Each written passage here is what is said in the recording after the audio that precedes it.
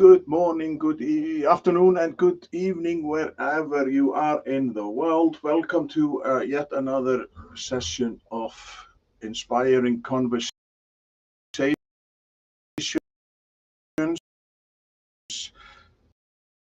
And just to remind you people why we are inspiring conversations.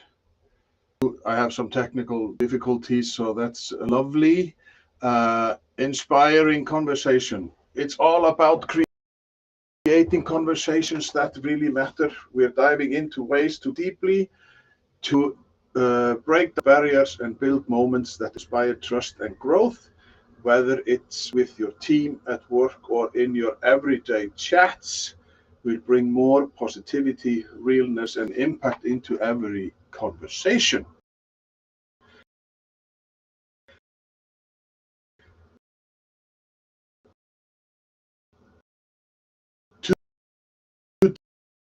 Today, my guest is a true of the censure, but he written a book, and the big book is called Become an Authoritative Coach, Stop People Pleasing, Challenge Your Clients, and Be Indispensable. And his name is Chris Marr. So this book came to me yesterday because I listened to it and I thought, I need to have this book because there are so many things in it that we need to address. And today, the guest of honor is Mr. Chris Marr, and I hope that he will join us now. So, did it Hello. come through, or did I lag? Because I'm so tech savvy, we have had some problems, but did I come through nicely? Yeah, I think it Did was I good. do It's you a little bit just? laggy, but yes, thank you very much for the introduction. Lovely. Thank you. Yes. So, as I mentioned, you're a Scot and I'm Icelandic, so maybe we could find some genes that connect because Scottish people were in Norway, or they're always pictured as barbarics in every like a villains in Robin Hood and Henry VIII. It's That's right. always like the big bad people from north. Is Yeah. that what? Like, Yeah, the why is it? Scots, Is it because you are so? yeah, I think because You we have to say it sound, though. I think there's got to be the accent, right? The accent is like we sound quite rough and quite tough and brave, right? And I think that comes across in the accent. I think that's what it is. We just sound much more convincing as a villain. I think. I think that must be something to do with it, right? That and maybe So, but the do you know the historically? formal dress wear of the kilt. Yeah. But do you think that you were pictured or like written like you were eating babies kind of barbarians? Like, because in everything you see from the old days, it's like have these, like you are, the Scottish has always pictured some savages.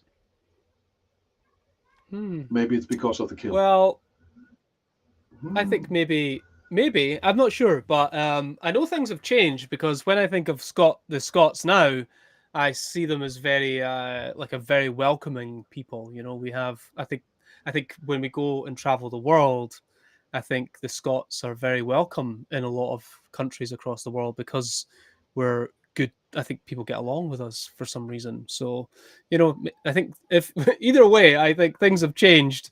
I don't think we're seen like that anymore. Thankfully. Well, luckily for us, you are a nice people because you are so relaxed and you are so like you are just living life.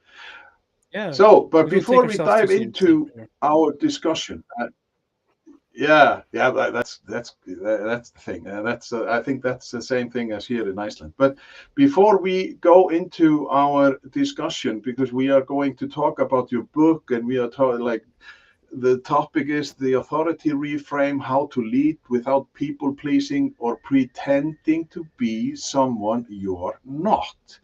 And Hmm. I took this like in the what do you call it? The yeah, thank you. Authority isn't something you fake.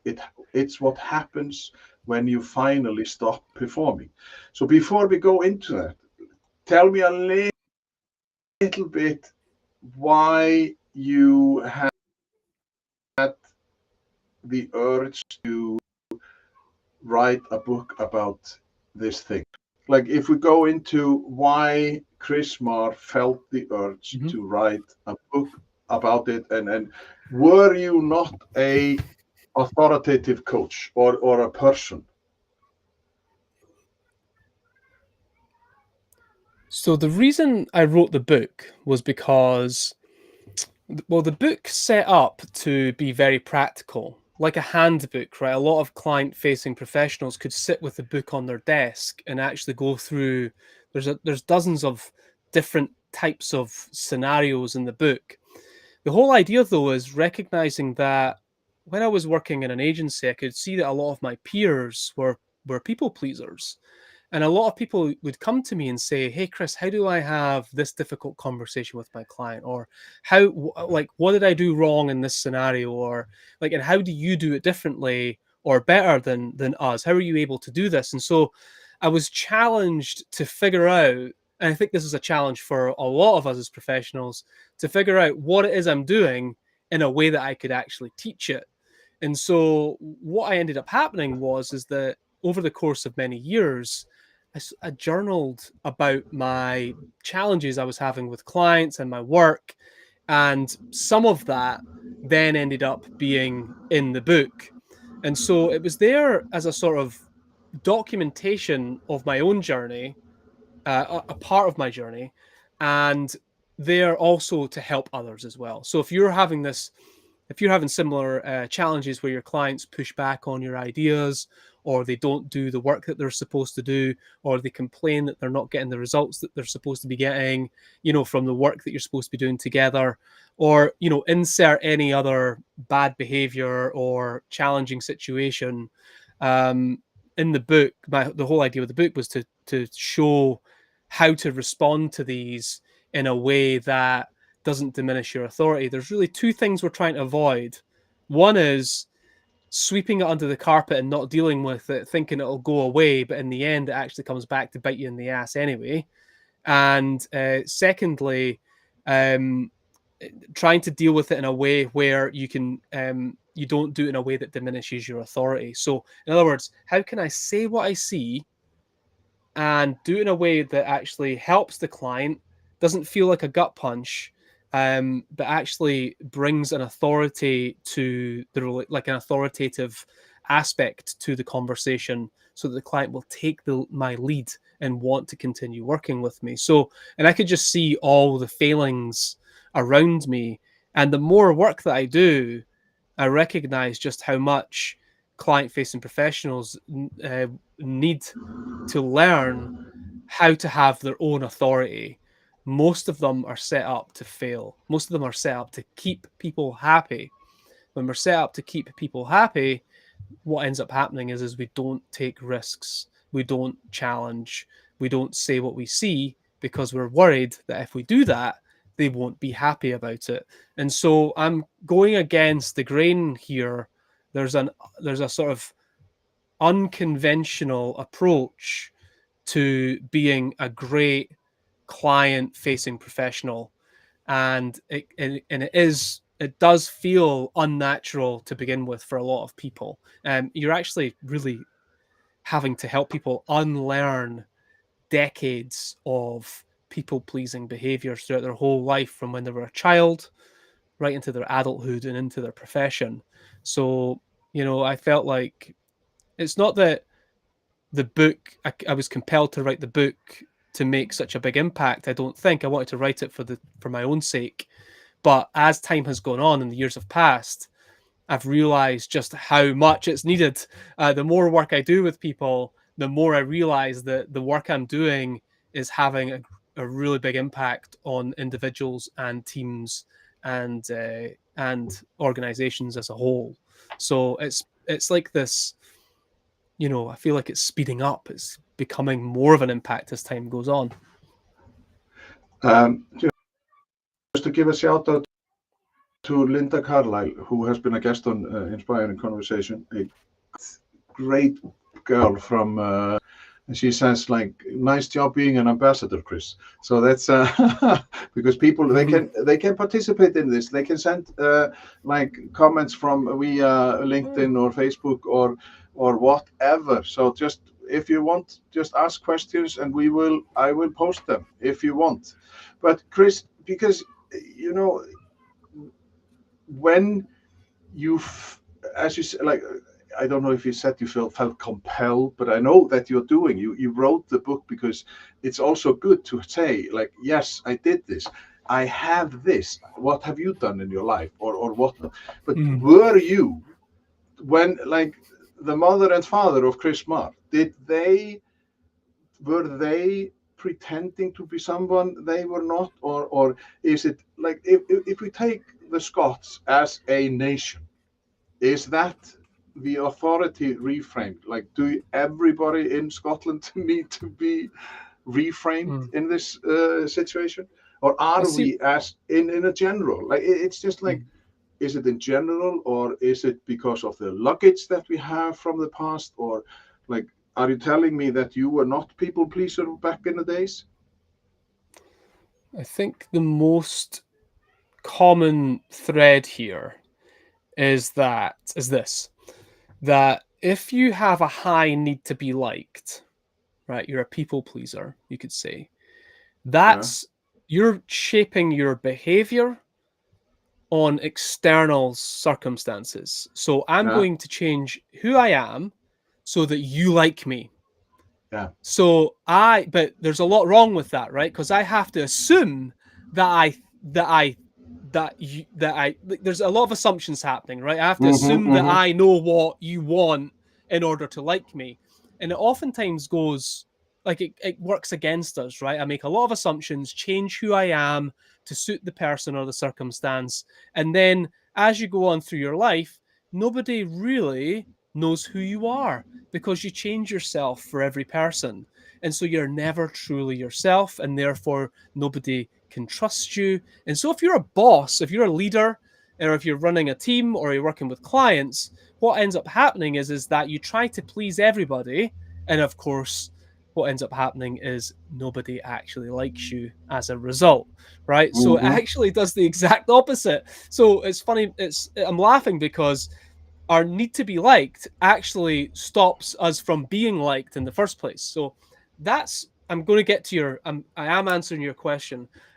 So there's this external, you're allowing external circumstances to shape your behavior. Now, that's a lot of us are doing that. And so generally speaking, what we want to do is we want to go internally. And this was part of my journey as well, was recognizing that the reason that I wasn't effective in my role, and I was struggling to be effective in high stakes situations across my whole life, was because I didn't know who I wanted to be or who I am. And so there was a lot of work, this inner game. In other words, if I want to have a high degree of self-respect and self-assurance and self-confidence, it's going to come from inside me, not from outside of me. So I need to know, what are my values? How do I want to turn up in the world? What's important to me? Who do I want to work with? Like what do I want that to look like? Because when you look at somebody that you respect, the reason that you respect them is because you know who you are with them. They don't change who they are based on the circumstance. You know how they're going to be, right? You know who they are. You might not like them, but you do respect them. And so when I think about this idea of, like, where does this all come from?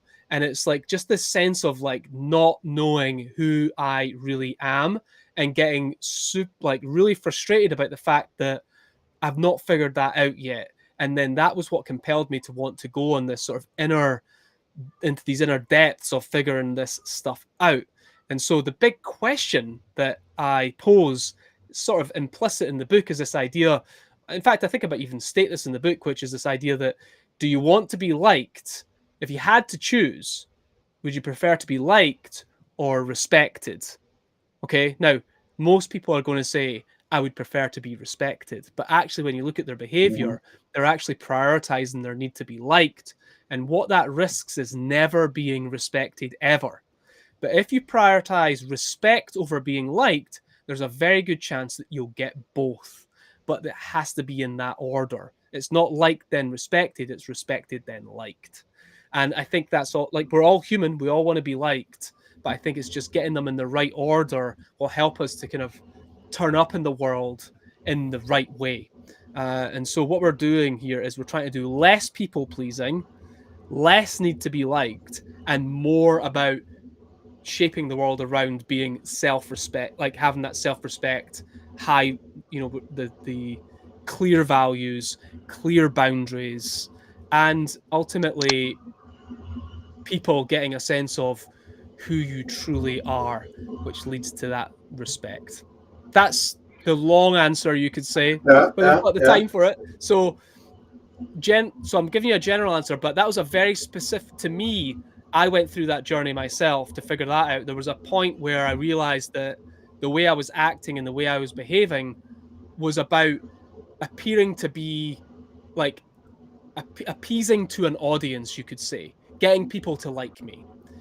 But that actually was ineffective. And I realized that, and this is like fast forward 10 years, the reason why people love working with me is because they get me. Like, I have a certain way about doing things, and that's what they love about me.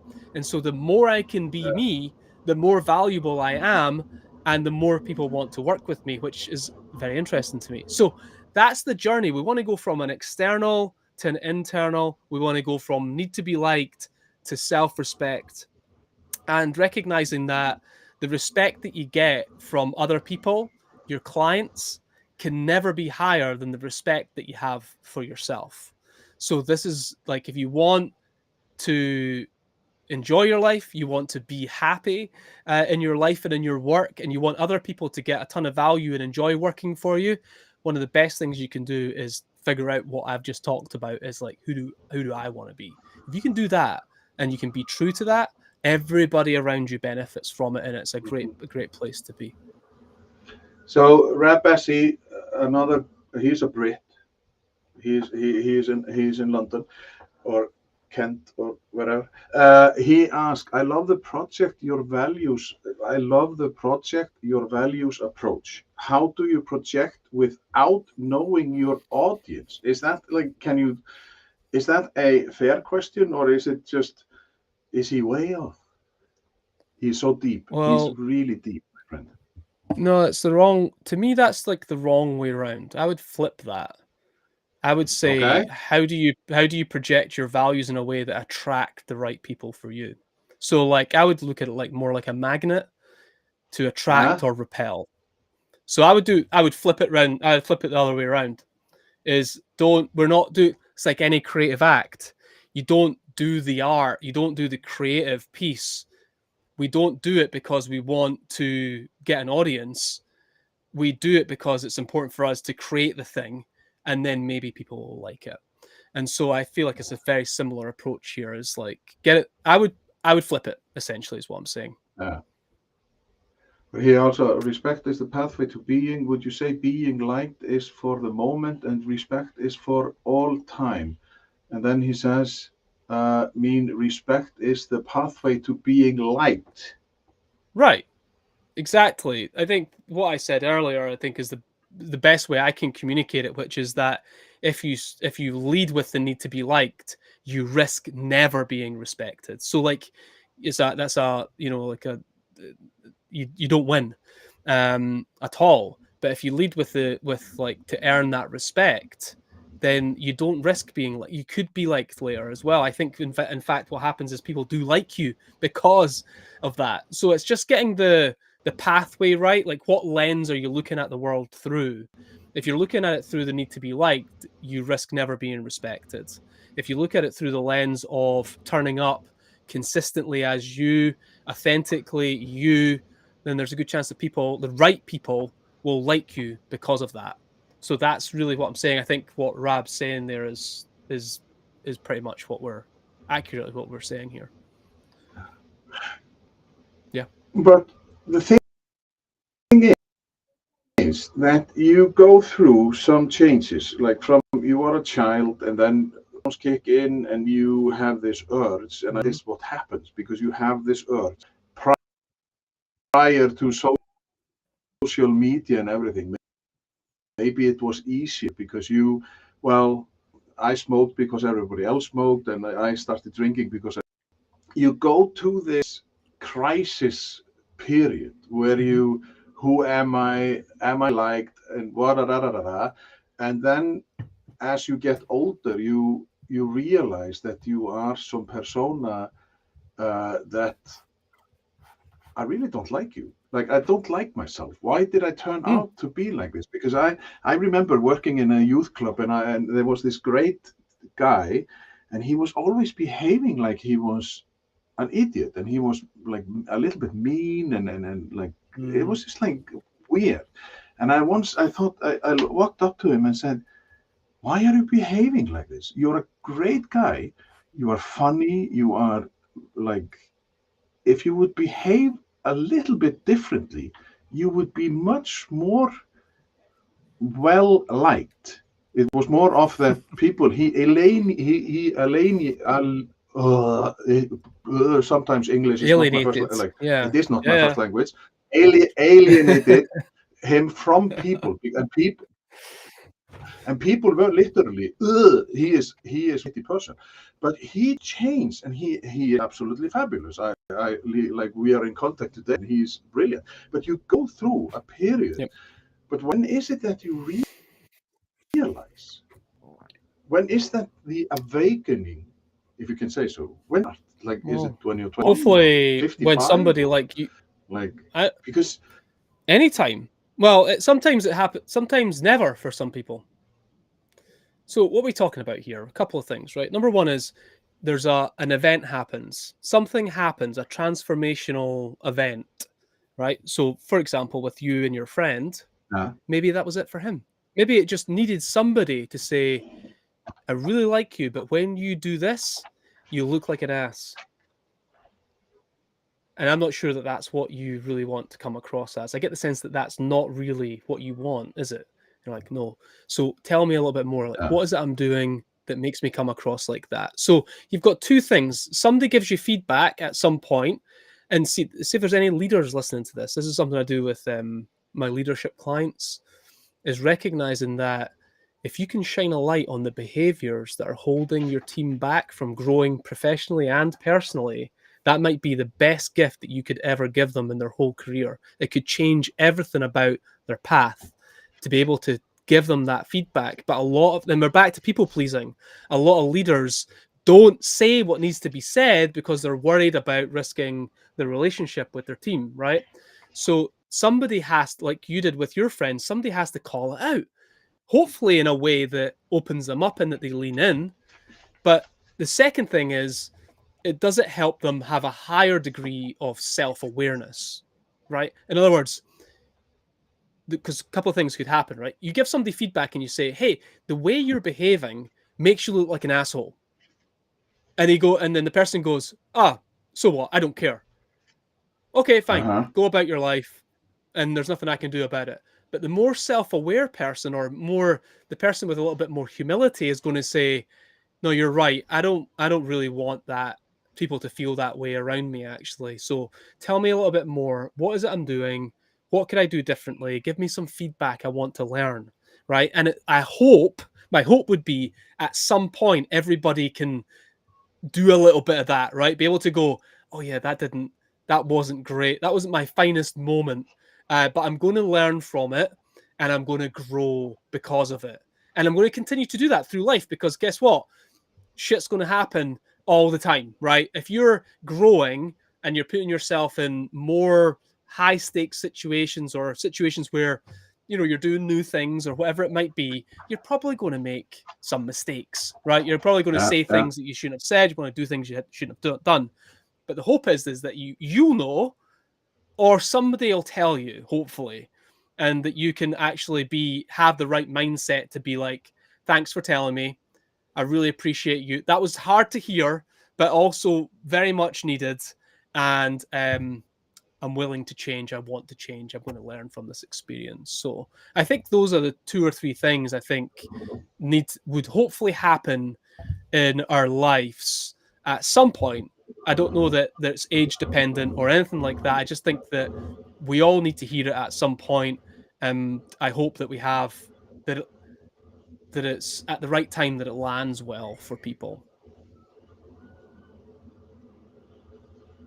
It's funny how you mentioned the like thing, because after everybody had a MSN friend, and you had a messenger friend, and you had this friend, and you had and then I remember one day when our son, he came home from school and said, "Do I have to be his friend?"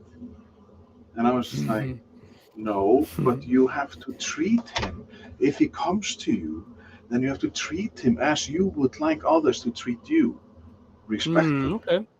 Yeah. And So but yeah. and the thing is, the only thing I remember in, like, because my father was an alcoholic, and I remember when people approached me, I was just like, I was not focusing on what they were saying. I was focusing on, why were they talking to me? Why is this? What am I going to tell them? Why are they like? What do they want? And so I didn't listen even to what they was asking or saying. And then my answer was maybe just like they were asking south, and I just like went Right. to the east and whatever. And and I think, like, when you figure out that, oh, people are not going to mean to you if you say stuff, because my mother could be so rough. Sometimes I was just like, you did not say that. But it's a fine line. You can't cross it. Like, you can't be too much of a sayer, isn't it? Or do you know what I'm Yeah, going with it? Like, I think so. Yeah, I have a couple of thoughts here. So yeah, there's one thing to think about. So you can be friendly, but you don't have to be friends. Okay, yeah, like yeah, yeah. that's something to think about. So I just say friendly, not friends. In other words, are these people going to come to your wedding, come to your funeral, come to your birthday party? Probably not, but it doesn't mean you don't have to just be completely disrespectful to people, right? Everybody Yeah, deserves yeah, that. Unless they prove to you otherwise, that they don't deserve it, then I would lead with kindness. Seneca says this, right? He says, wherever there's a human being, there's an opportunity for kindness. And I think that's a sort of age old sort of principle. yeah. So I think that's one thing. The other part is, I think a lot of times where people are speaking to us and we're getting a bit panicky about, why are they telling me this? Like, I'm not, and you're so in your own head that you're not listening to what's being Uh, said. And the whole reason for that is because you think that what you don't want to look like an idiot based on what you're about to say, or you think that whatever you're going to say is going to be shining a light on you. But the thing I've learned the most, and I've got two points to make here. One thing is, it's never about you. Like, if you can hold on to this rule, that this idea that whatever's going on around you is not about, why is that person in a bad mood? It's not about me. Like, and whatever, so this whole idea is like letting go of the fact that I need to look good, or I need to be the smartest person in the room, or I need to say something clever, or just letting go of all of that, that nobody's looking. Nobody cares. They're too obsessed with themselves to even think about whatever you might look like. And so I have this idea where it's just like, it's not about me, and don't take it personally. Those are the two key rules. It's not about me. Don't take it personally.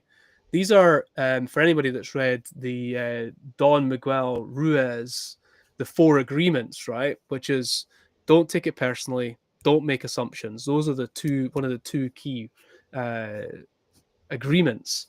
And it's so liberating when you don't need to feel like everybody, like, you don't need the attention from everybody. You're not trying to put the spotlight on yourself. And it's so liberating because you can ask dumb questions. You can look, quote unquote, stupid, and it doesn't matter. Like nobody cares. It's so liberating. But that leads me to my final point that I'll share here on this thread, which is that one of the other liberating things is to stop needing. And what I mean by that is to stop needing recognition from people, to stop needing a pat on the back from people, to stop needing attention from people. Like if I look at my professional work, I think this is a big shift for a lot of people. It's a massive shift for me, and hard to teach. But if you can stop needing stuff from your clients, you are like you can become like Teflon coated, right? You're like indestructible. Like nothing can sway you, nothing can pressure you. Like there's nothing that they have that's a lever or power over you, right? And so what I think is like, if I don't need, like, I can get recognition from other people, my wife, my kids. I can get love and attention from other people. I don't need it from strangers or clients or whoever. And that can be massively liberating as well. And I think it just allows you to do what you know that you need to do, what's the right thing to do, without worrying too much about, well, they might not like me because of it, or they might hate me, or they might leave me, or they might, it's like, so what? Should you still do the right thing? And the answer, of course, is almost always. But we do have to pick our fights, right? Some things are just not worth it, right? So and if they leave you, then they will never see your friends again. Like, it's just like you have to wake up, and then. But of course, if I have this mantra, like if I hear the bird sing outside my window in the morning when I wake up, I just say to myself, it will be a good day, because we all have experienced a day where everything is shit. Or shite, as you people would say. So it is just like you perceive what you give. Yep. But as you say, and now Rab Bassi, he says, like, people usually only receive harsh feedback from those they respect. Because it is like I thought when I read, those who love you, they give you, like, they will punch you. But you mentioned that you need to be clear about providing feedback. And he asked, is this best delivered honestly or tactfully? Both. Honestly and tactfully. So this is what I mean by that is, hey, by the way, just because there's a couple of things to think about here. Let's talk about this subject, right? This is great. So I think, and so Rab, appreciate your questions. Absolutely. It's good for me to break them up and look at them from different angles, which is kind of what I do. So let's look at this from a couple of different perspectives. Someone loves you dearly. It doesn't mean they'll be honest with you.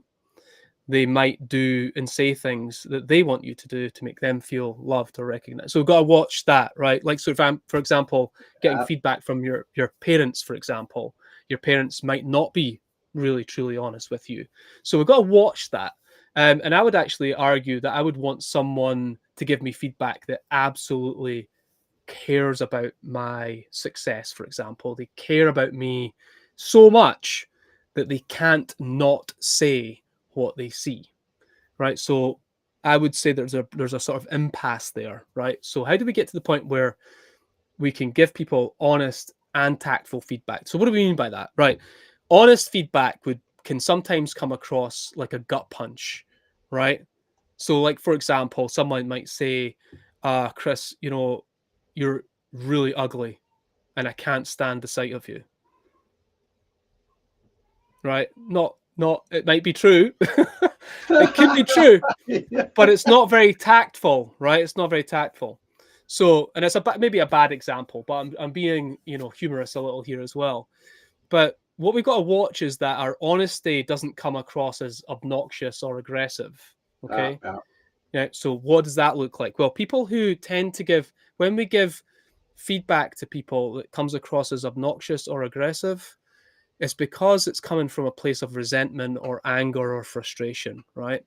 So what we want to do is we want to think about, well, how do I give feedback tactfully through the intention of what I've just said, which is that I care about this person, Okay, so this is, for everybody that's listening, this is Kim Scott's radical candor model, but for more general communication, not just in leadership and teams. Her book's for the workplace, but the model actually works really well in most circumstances if you think about it. And so what we want to do is we want to be able to give people. So, for example, Hedden, I would want to. Everybody's heard of the shit sandwich, right? Which is tell them something nice, then tell them the thing that you want to tell them that's critical, and then tell them something nice again, right? Yeah. The reason, like, so that's not I don't think it's the greatest tactic because it kind of mixes people up. The best thing to do is to just go straight at the thing in a high caring way. So, for example, with your example from earlier, Hedden, it'd be like, hey, look, Chris, I've been meaning to tell you this for ages. And it's actually, and the longer I hold on to it, the worse I feel about it, because I actually really care about you and I want you to see you succeed around here. But every time you speak to Sarah in that with that tone of voice, it makes you sound like an asshole, and it really it patronizes her, and it diminishes her authority in the work that we're doing. My sense is that you don't really want to come across like that. Is that right? So, like, you don't. There's no shit sandwich. It's just we're only talking about that one thing, and it's tactfully delivered in a way where it's like, I want the best for you. I want to see you succeed. I love you. I think you're amazing. When you do this one thing, though, it makes me feel like, or whatever the fill in the blank. And what I would love to do is figure out a way that I can help you to perhaps be better in that particular area. That is what Kim Scott would call radical candor, as long as it's delivered in a timely way, and it's straight to the point, and it comes from a high care. Like, the intention is that you care, but you go directly at it instead of wasting a lot of time around the other stuff. So the opposite of this is not saying anything at all. And this is back to one of Rab's points here, is that you love the person so much that you can't actually overcome your own awkward and difficult feelings to have a difficult conversation with somebody else that you care about. And so what we want to do is say, well, if I really care about them that much, I would say something. So it's like that guy going into a really important presentation with lettuce in his teeth. He didn't say anything, though. And then he comes out the meeting and says, why didn't you tell me? I was supposed to be you're supposed to be my friend. Why didn't you tell me? And you go, yeah, you're right. I should have said something. That's on me. So I know that most people don't want to be that person that could have said something, didn't, and then it comes back to them as a sort of, I thought you were my friend. I thought you cared about me, but you didn't say anything, and here we are. I'm having to deal with this, that sort of thing. So or shout it out and say, and then you distract the person, and that presentation is just like blah, and because you are being ridiculed in front of everybody else and stuff.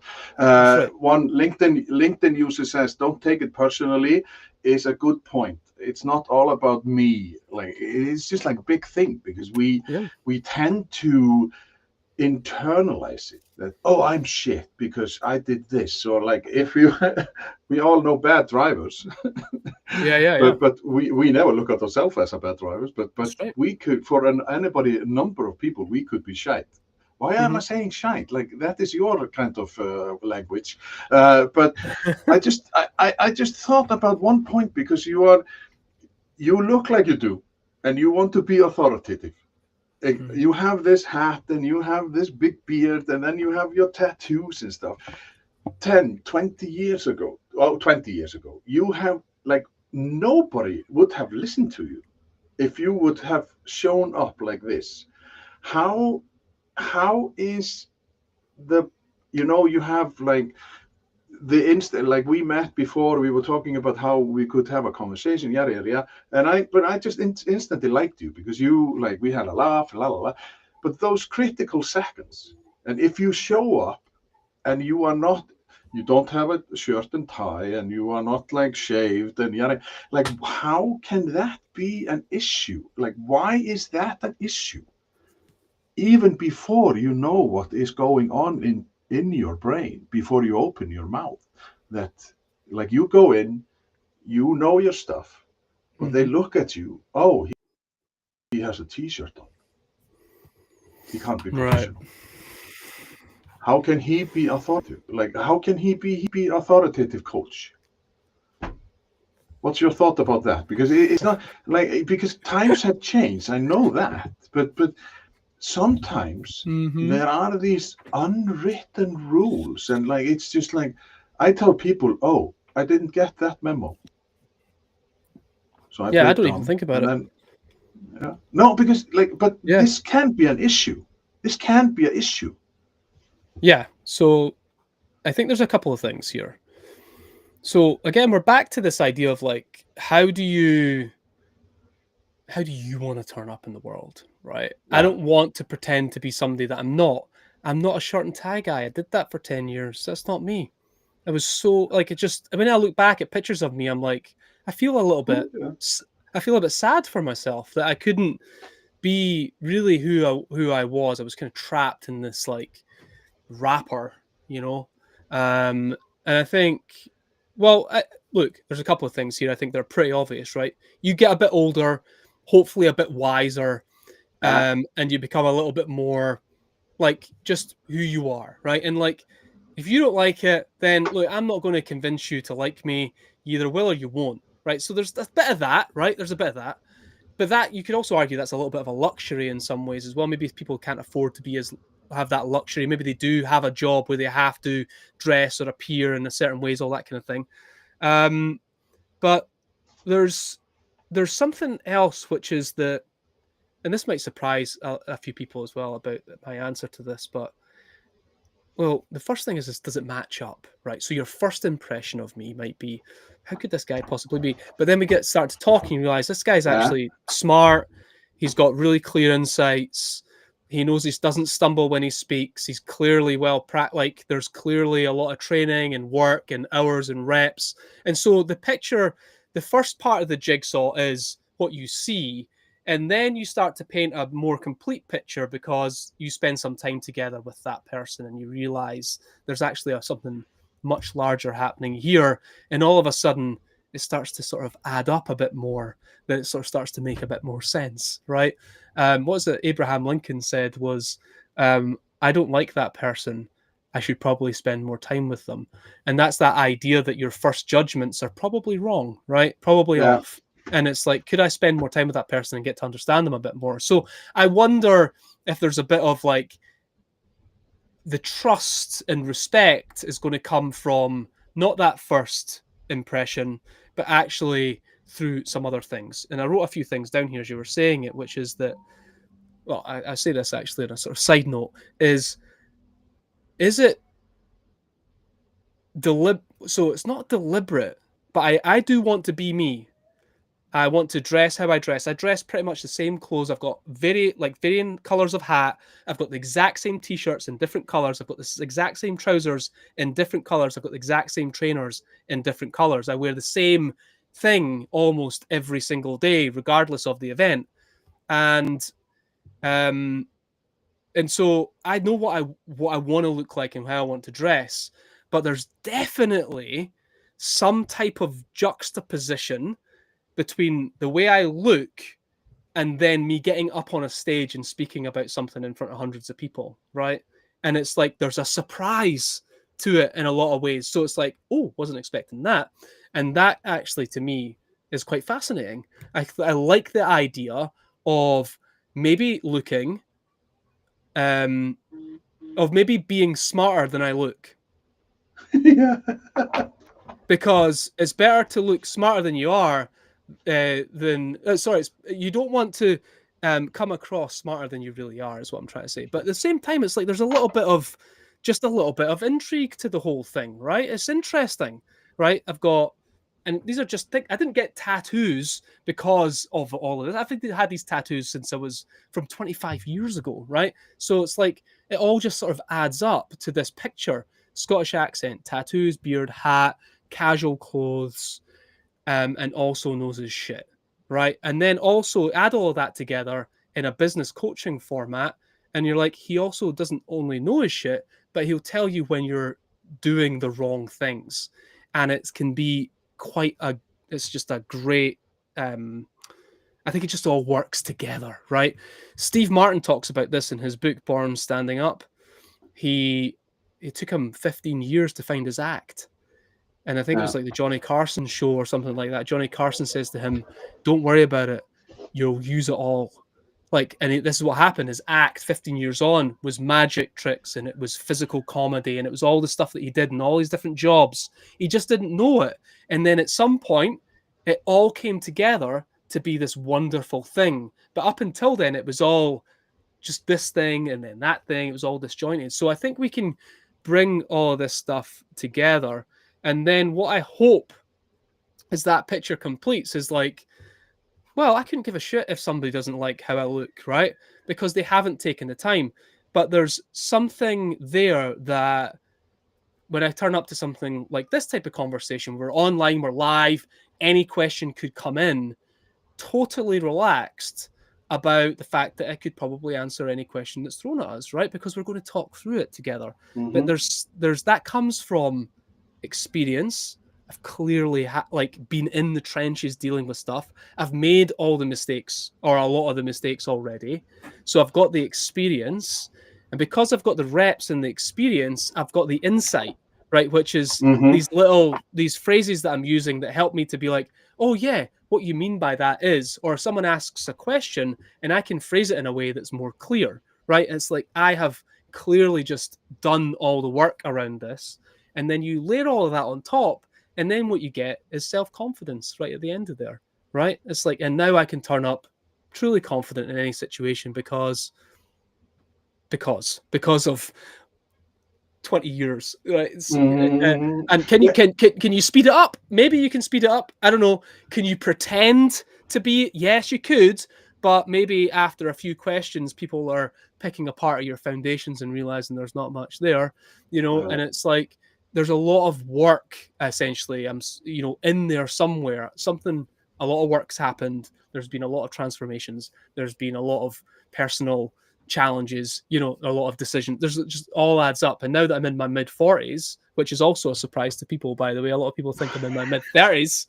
In your mid-40s, hopefully what's happening by the time you get into your sort of mid-career is that shit's starting to actually work for you, right? It's all starting to like come together and it feels solid, right? It's just all coming together and you can turn up in the world, start doing your best work for the next 10 to 15 years, and you're doing it in a way that feels truly like aligned with who you want to be and how you want to turn up.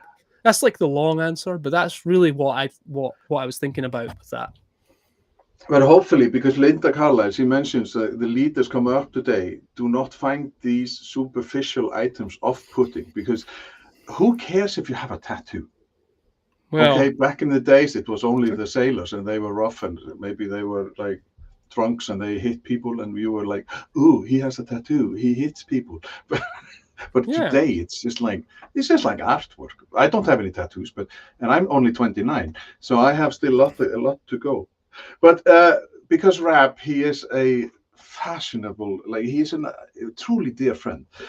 And he says, Chris, very helpful and insightful. Can I practice what I learned and share it with Hedin as a friend? Yeah. I don't know. He is just he is putting me off. I see. Very good. Very good. But tell me, if you go back to the book, you have this, and it's not it's just a thin, it's just a great, and I listened to you, and oh, by the way, you have a great voice to listen to a book. I was so relaxed. I had to go back because I was just I was almost too chilled. So what about, because you mentioned you have the Authoritative Coach Manifesto. Oh yeah. What is it? Because I took your test Oh I yeah. took your test. I took your test, and I think I scored 52%. I don't know what it means, but I think Yeah. that I am like, it depends on which situation you are. So I Yeah. think, Yeah. well, I take it. I'm not 100% and I'm not 0%. So I'm not good or bad. I'm just like Yeah. in the middle. In the So I middle. took it. Yep. And so what do you do with, like, when you meet people? How do you use this as a, like, you have the authoritative coach manifesto, and you have some questions, as if they, because you have a website which people can go, and it's maybe time to Hmm. mention your website, the authoritativecoach.com, and just, Hmm. but how do you use these stuff, and when people, like, what is the worst case scenario you have been to? What is the, like, you must have, okay, you have a success story. Everybody has a success story, or else you wouldn't be in this.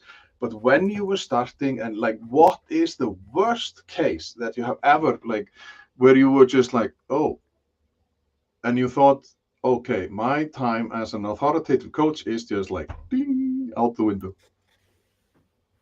Well, yeah. So this is actually a great question because I think it answers probably both of the things you're asking, which is that this is oftentimes what I'm looking for when I start working with someone as well. I'll ask them Hmm. questions that get them to describe scenarios for me that I can then get stuck into, you know. So that's usually the first thing that happens is like I'll ask a question like, what's an example of a client situation? So this would be in a professional services situation. What's an example of a situation with a client where you knew you should have said something, but you didn't? You swept it under the carpet because you were worried about risking the relationship with the client. So we'll go there. That's like a really good entry point into that. Or you said something and it risked the relationship, right? You did it in a way that actually pushed them away. And that's what happened to me. One of my first early experiences that I can remember was I had to give a client some really clear feedback about poor quality work that they were producing. And I did it Hmm. in the wrong way. I didn't have the trust, I didn't have the respect, I didn't have the credibility. And I just told them what I thought I should say. And they were like, well, Chris, we've been working really hard. We've been trying to do the right thing, and you're telling us that it sucks. And I'm telling you that's the last straw, really. And then they cancelled their contract, which was like $150,000 contract with our agency at the time. They were like, "We're done. We don't want to do this anymore." And of course, it was probably not just that one thing, but I said the wrong thing at the wrong time, and that ultimately resulted in that revenue just bye bye. So that wasn't Yeah. again not my finest moment. What was funny about that situation was though they took the recording of that call and they let everybody in the whole company watch it. So everybody got to learn from my mistake, which is a smart thing to do. A little bit embarrassing for me, but ultimately everybody gets to learn. So I'd say like there's been a handful of those types of situations for me that were mishandled, but then the mistake was only made once. And I think again, we want to allow ourselves to make mistakes, but we don't necessarily want to repeat them. Yeah. So, that's happened to me a bunch of times. And I try to do the same with the people I'm working with as well, is give them the confidence through skills and role play and practice to go into these situations. But if they make a mistake, we can learn from it very, very quickly these days, especially with all the tools to record all your sessions and, watch them all back and stuff like that. So yeah, does that help? Yes. And I also think that, what is the worst thing that could happen if before, when I was growing, I Mm. never said no to, I never said no to people. And then all of a sudden, I don't know if somebody told me or said, like, Yeah. try to say no. And I Mm. remember saying no for the first time to my parents. Oh. I said no, and I was super proud of myself when I hung up the phone. It was prior to the mobile phones and stuff. Mm. But I rang to her 10 minutes later and said, okay, I will do it. But I said no for the first time. Yeah. But it is, and you tell your kids also, like, what is the worst case if you say no, if you do this or that. You never know, Yeah. because I mean, maybe it's a wake-up call for the person on the other end. I think this is a really important point you're making here. I love the word no. I'm like a huge fan. I've got these little badges, these steel metal badges that I've made that just got the word no on them. Like, the more. So here's, I think it's great, by the way, because if you're not saying no, it means you're saying yes to everything, which Yeah. means you don't know what you want and you don't know who you are.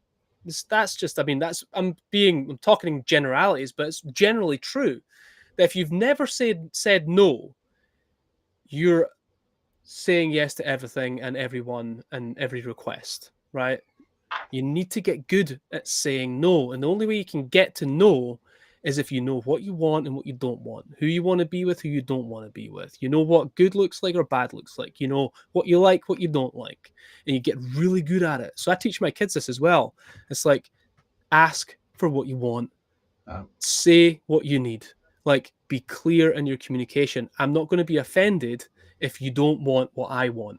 And it's okay. Like, just get clear as kind, right? So if that's no, at least I know, right? Make a decision, make a choice. And so I think no is a very powerful word. It's underutilized and could be liberating for many, many people to live a better life. Worst case scenario for people who can't say no. Here's the worst case scenario: you marry the wrong person, right? Mm-hmm. You like, there's so many high stakes moments. What is there? There's probably 10 or 12 key decisions that you need to make in your life: who you marry, what kind of job you have, what country you live in. You know, I could go Mm-hmm. on, but like, saying yes to the wrong things there could have massive life implications for you. So we need to get good at making good decisions.